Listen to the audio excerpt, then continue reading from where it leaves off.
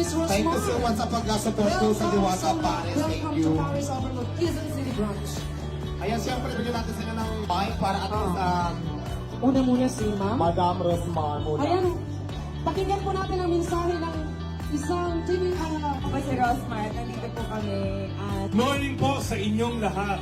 Nandito kami para suportahan ang aming kaibigan, si Diwata. At lagi kong sinasabi na si Diwata po ang nagsisilbing inspirasyon natin. Lalo na marami tayong kababayan dito sa Pilipinas na lumalaban sa buhay.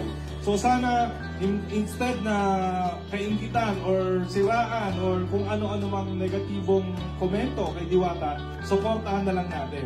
Kasi the more po na lalaki pa yung mga negosyo ni Diwata, mas marami po tayong matutulungan at may inspire na kababayan natin.